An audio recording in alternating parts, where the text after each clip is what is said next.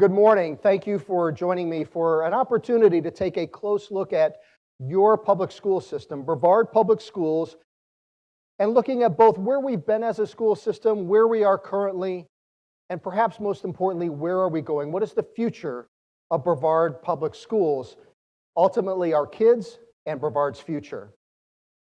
I want to talk specifically about where Brevard Public Schools has been with the Surtax initiative that was approved by our voters 6 years ago in response to some critical issues and needs we were facing as a school system. And today we face the reality that that initial Surtax ballot initiative is actually coming to a close in December of 2020.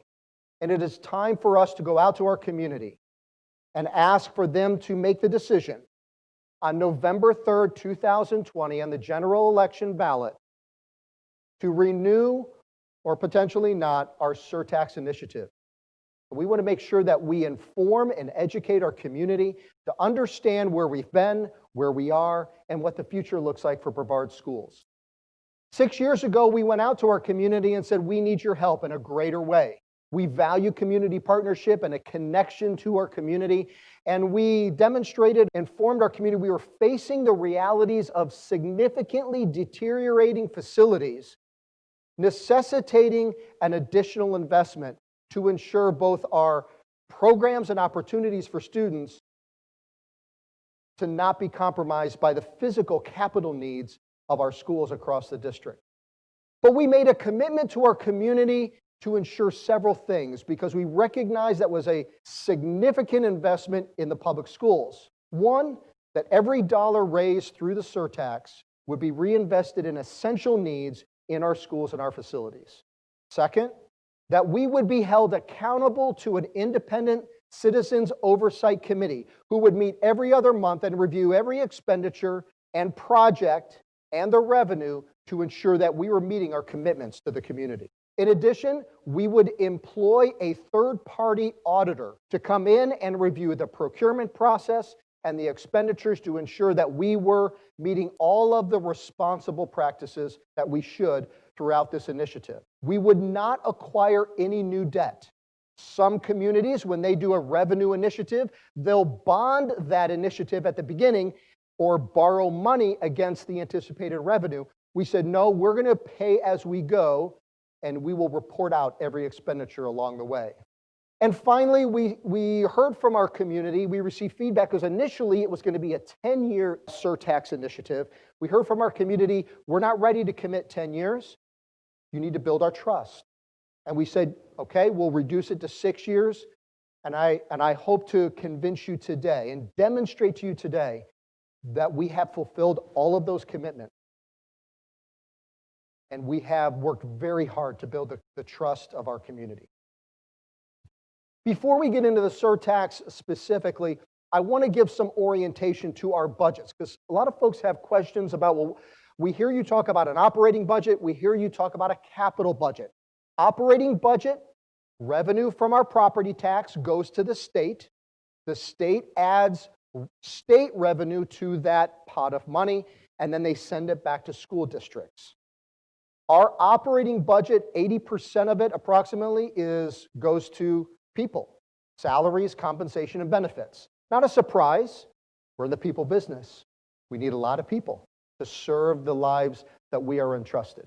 But it also supports all of the things and experiences and materials and resources that our kids take advantage of to realize their potential and success.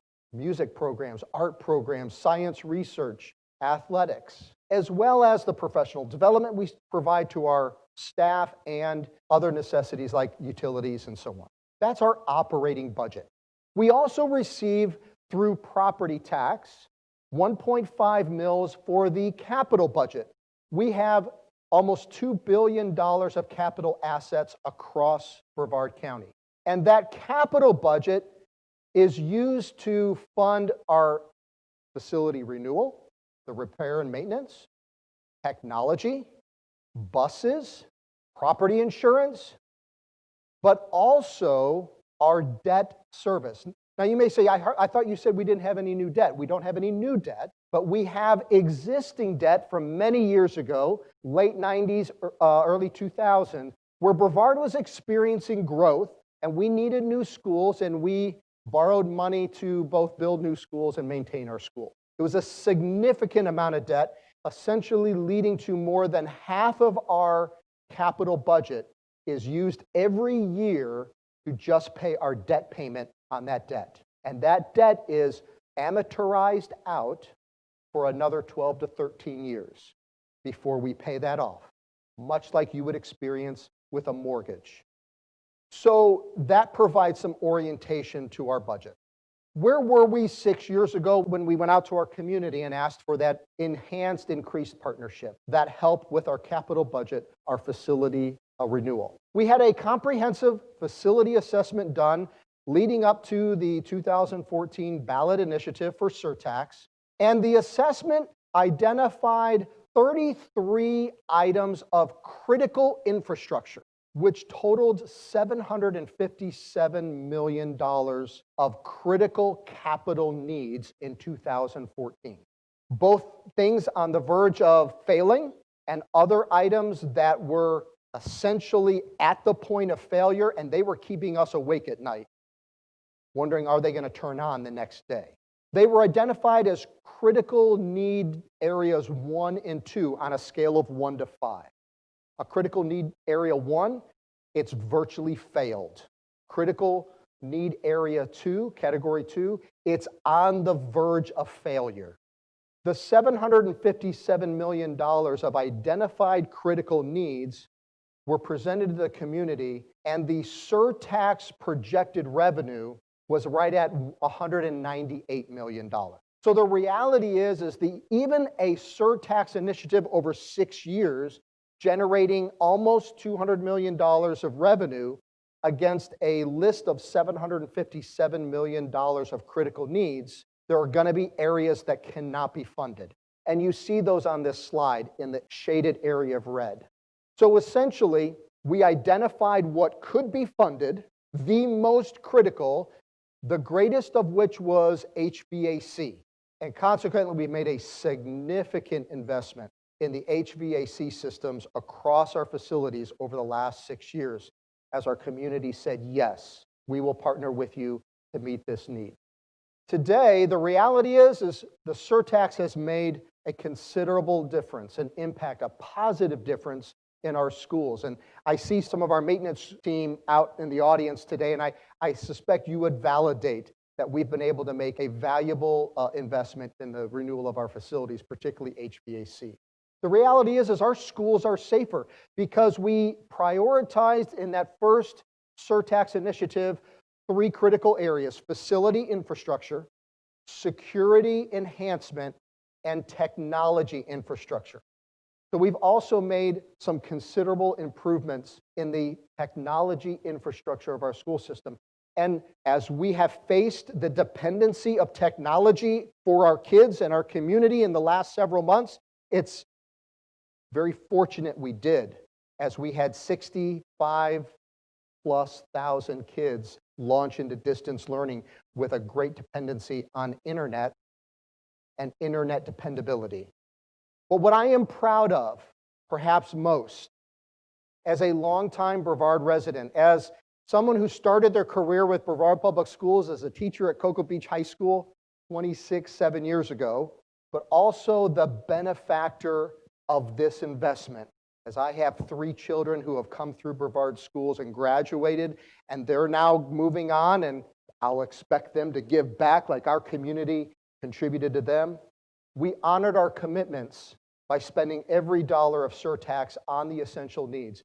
We validated, we were held accountable to our ICOC, and they come to the board meeting once a year and have validated, school board, yes, Brevard Public Schools has lived up to their commitment to the critical needs list that was identified. Our independent third-party audits, we've been through 9 and anticipate another one coming up because we're still in the current initiative. And the audits have been green check marks. Green check marks are good in every one of those audits over the last 5.5 years. And we have acquired no new debt through this last 6 years of initiative. Some might ask, hey, you just built a new elementary school over here in Vieira. We did as a response to the growth we're experiencing as a community again. But I'm proud to say that school was built with no new debt. We waited until we had accumulated impact fees from growth that can only be spent on new student stations, and we built the school without debt and responsibly for our community. We've obviously made progress. Invested almost $21 million in security, and that initial commitment was long before what we experienced as a state and as a community with the tragedy at Parkland. But I'm proud to say we've been able to accelerate those security efforts and make our schools safer. Educational technology invested approximately $36 million in facilities, about $196 million. Now you might be saying, wait, I thought there was only going to be $198 million of projected revenue for the Surtax. That's correct. What this reflects is that our revenue exceeded the projections. And I'll talk a little bit about that in a moment, but that is additional good news. Here's an example of something we're doing right now in our schools. We're replacing the massive HVAC system at Satellite High School. But the reality is, as I said a moment ago, that even with the increased revenue over projection, we have only tackled or been able to respond to 35% of the critical needs that were identified in that assessment 6 years ago. $757 million of critical needs responded by with $265 million of surtax revenue is 35% of the items addressed. So the reality is these are things that we haven't addressed yet on the critical needs list. This is the roof of Roosevelt Elementary School, massive. Football fields size roof. Here's a roof at Stone Middle School, current condition, obviously on the verge of needing to be replaced. Water sewer systems, electrical system. Quick survey, anyone in the audience actually attend Brevard Public Schools? All right, I see some hands in the audience. I'm not surprised to see that because guess what? The average age of our schools is more than 46 years old. More than half of our schools are 50 years old or older. We just celebrated the 60th anniversary of one of our elementary schools. And you see here the internal classroom and media center conditions are original to the schools. Here are other images of roofs on the verge of needing to be replaced. If you attended Kennedy or Jackson Middle School, the cabinets that were there when you attended are the same ones that are there today. The scope of responsibility we have as a school system, as Brevard Public Schools, but ultimately as residents and citizens of Brevard County, because Brevard Public Schools is not just Brevard Public Schools, it is all of ours. It is your public school system. You're already making an investment through your property tax. But we are made up of 84 schools, over 100 facilities, 12.8 million square feet of air-conditioned space. That's the equivalent of 5,000 homes. There's a lot of critical infrastructure to support that scope of facility. The current replacement value, approximately $2 billion. Over 80,000 computers, devices, and related equipment currently on a 20-year refreshment cycle. There's no other industry out there that is managing their technology in a 20-year refreshment cycle. So you may say, okay, Superintendent Mullins, that's a lot of responsibility, that's a lot of facilities, obviously needs resources to address it. What's the plan? Well, for the last 6 years, we've made that considerable investment in ensuring our critical infrastructure and facilities, responding to our technology needs, and recognizing and addressing the security necessities to know that we can sleep well at night, keeping our kids and our staff safe. But I hope you recognize that the critical needs haven't stopped, even from being addressed 6 years ago. And we are committing to continue the investment in those critical facility infrastructure needs with our aging buildings, our educational technology, and modernizing our classrooms, reducing that 20-year refreshment cycle, and continuing to invest in our security measures across our schools. You might ask, well, how do you know what the needs are? We've completed a comprehensive assessment in each one of those areas. Again, we're not depending on the assessments from 6 years ago. We had a third-party entity come in and do a facilities assessment in every one of our buildings, and identify what are the current infrastructure needs. We're pleased to see, in one respect, that the current assessment really validated the assessment of 6 years ago. That's good because we hope we invested in the right things, and the current assessment validated we did. What moved down on the list was HVAC. That's where we invested our greatest dollars. But what has now risen to the list, to no surprise of ours, is roofs. $67 million of critical needs. Water, sewer systems. Electrical system. These are things that you cannot put off. These are critical infrastructures we can't neglect. One, just out of sheer responsibility and safety to our kids and staff. But the other reality is if we neglect any one of those, they become a distraction to the learning environment and ultimately our core mission of serving kids with excellence. And learning and them advancing and achieving all of the opportunities we want for them and the successes that they deserve become compromised. Our technology assessment looked across our entire system. That's where we validated our refreshment cycle, where we further identified the numbers of devices we have across our school system. Security assessment was completed also by a third party. And there were many commendations in that assessment. They were pleased and impressed with the efforts we had made over the last several years. But the reality is they also identified approximately $50 million of recommended security measures that should be addressed to continue moving our schools and our district to a safer place for our kids and our staff. So the renewal of the Surtax initiative will continue to invest or fill that hole we had of $757 million. We have filled it with $265 million. 35% will continue to fill that hole while also continuing to improve our technology, refreshment, and infrastructure, making it increasingly reliable and dependable. And again, we've learned how critical that is in this time of dependency on distance learning, e-learning, and so on. But also investing nearly another $30 million in our security efforts in response to that security assessment. The assessments have given a detailed list of exactly where the efforts and the revenue needs to be committed to meet the most critical areas. You see at the top of the list, roofs, almost $67 million. You see on there educational technology and security that I identified. This is by percentage. Classroom renewal, electrical systems, almost over $21 million of electrical systems.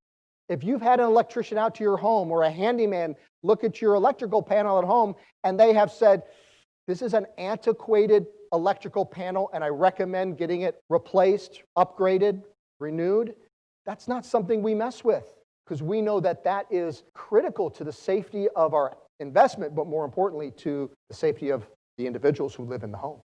These are all things that we can't neglect or not repair, renew. These will require attention in the coming years. The assessments have gone even a step further, like we did 6 years ago. We have identified by site exactly what the facility infrastructure improvements would be, the technology improvements, and the security improvement. You can see on the PowerPoint that Imperial Estates Elementary is projected to have over $6 million of renewal improvements made if the renewal of the Surtax is our reality. Cocoa High School is one of our older schools, requiring over $14 million of investment. So what does continuing the half-cent sales tax mean to us as residents from an economic perspective? For an average household income of $50,000, making the assumption that 10% of that income would be spent on discretionary items that have this half-cent surtax assessed against it, things like clothing items, going out to eat, electronics, those are all examples of surtaxable items. That would translate into about a $25 investment a year by that family. You see to the right the image of districts, Brevard, as well as districts around us, that also have a sales tax initiative in their county. I suspect there is a county represented there that you have gone and visit and maybe spent some of your dollars in. And consequently, you have made an investment into their school system through the Surtax. Likewise, as Brevard continues to be a growing tourist destination, when non-Brevard residents come here and visit our beaches or go to our Kennedy Space Center, they spend their dollars and make the investment in our school system. With the surtax renewal, we make a relentless commitment to our community to transparency. We are making this recommendation with a data-driven approach. The assessments validate the need, and we make those assessments available to anyone who wants to review them and understand what they say and how things are being prioritized. The itemized list of investments are already published on our website, school by school, facility by facility, so our community understands exactly where the dollars are going to go. We will acquire no new debt through this initiative, holding true to our original commitment. We will continue with the Independent Citizens Oversight Committee, who will continue to meet and report to the school board and the community our management of this initiative and our adherence to the commitment. We'll continue with the external audits and at least annually have a report out to the school board and the community in our regular meeting. So what is the outcome if we as a community continue this investment? The assurance that the surtax funds will be invested in our school, that the surtax funds will be a reinvestment in our local economy, as we very often have local contractors and subcontractors doing the work and providing the service to renew our facilities through this initiative. And there is also a return on investment.